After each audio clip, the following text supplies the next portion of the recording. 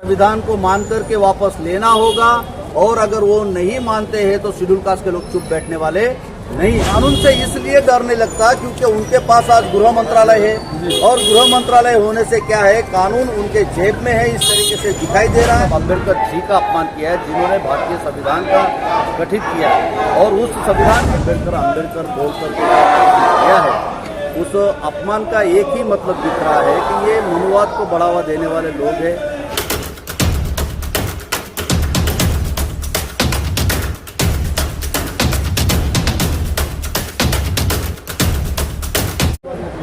नमस्कार साथियों, मेरा नाम गिरिजा प्रसाद। आप देखना शुरू कर चुके बदलते भारत। इस वक्त मैं गुजरात के सूरत सिटी के जो कलेक्टर ऑफिस है वहाँ पर मौजूद हूँ, जहाँ पर बाबा साहब doctor B are Ambedkar ji को लेकर अपमानजनक शब्द का इस्तेमाल किया गया हमारे भारत के गृह मंत्री अमित शाह के द्वारा, जिसके खिलाफ में ज्ञापन सौंपने के लोग पहुंचे हुए हैं कलेक्टर ऑफिस में। उनसे बात करने की कोशिश करूंगा कि क्यों आखिर ऐसा अपशब्द का इस्तेमाल करना पड़ा अमित शाह जी को। पहले अपना परिचय दीजिए।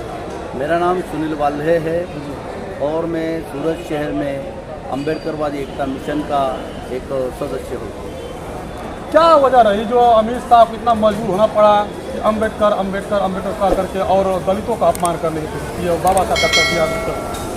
पहले मैं आपको स्पष्ट कर दूँ कि ये समाज दलित नहीं है, ये संवैधानिक तौर पे देखा जाए तो इसको शेड्यूल कास्ट के नाम से जाना जाता है। दूसरी बात, अमित शाह जी ने जो अम्बेडकर अम्बेडकर अम्बेडकर बोल करके किया है, उस अपमान का एक ही मतलब दिख रहा है कि ये मनुवाद को बढ़ावा देने वाले लोग हैं और ये ईवीएम के माध्यम से जो वोटों की चोरी कर रहे हैं, उस ईवीएम के मुद्दे को, ये राष्ट्रीय स्तर का ईवीएम मुद्दा हो रहा है, इसको डाइवर्ट करने के लिए डॉक्टर बाबा साहब अम्बेडकर जी का अपमान बहुत बड़े पैमाने पर इनके तरफ से किया जा रहा है। क्या सोच क्या रहे हैं? ये स्पष्ट रूप से तो सोच क्या है जो इस तरह से अपशब्द का इस्तेमाल करना पड़ा उन्हें? अपशब्द का इस्तेमाल करने से ही ये प्रतिक्रिया ज़्यादा तौर पर जय भीम वाले लोग, शेड्यूल कास्ट के लोग देते हैं। उनको पता है कि लड़ने में ये लोग आगे होते हैं और प्रतिक्रिया इनकी बहुत ज़ोरों से आती है। इससे क्या होता है, ये पब्लिक आने से होता है। जो ईवीएम का जो मुद्दा है उसे डाइवर्ट करते आता है। जो राष्ट्रीय स्तर पर ये लड़ाई खड़ी हो रही थी, उसको दबाने के लिए डॉक्टर बाबा साहब अम्बेडकर जी को मुद्दा बनाया गया, ये स्पष्ट तौर पर दिखाई दे रहा है।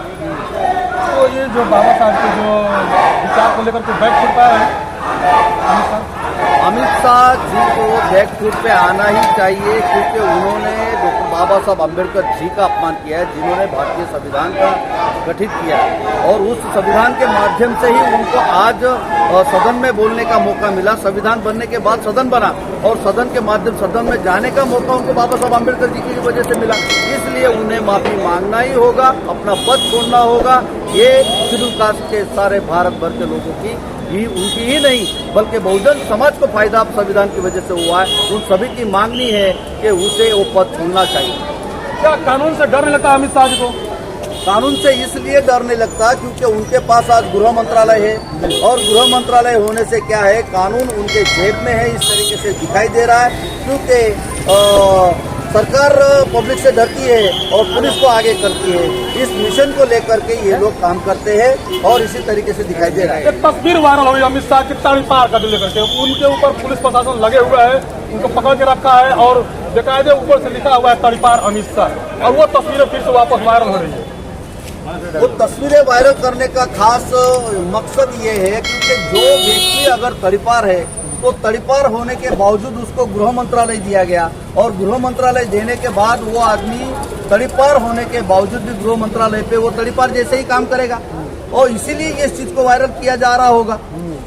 तो क्या लगता है अमित शाह अपने बयान को वापस लेंगे? अमित शाह अगर अपने बयान को वापस नहीं लेंगे तो शेड्यूल कास्ट के लोग भारत भर में वो आग खड़ी कर देंगे कि उन्हें भारत के संविधान को मान करके वापस लेना होगा और अगर वो नहीं मानते हैं तो शेड्यूल कास्ट के लोग चुप बैठने वाले नहीं है। क्या नंबर है? मेरा नाम सुनील वाल्हे है और अम्बेडकरवादी एकता मिशन का एक सदस्य हूँ।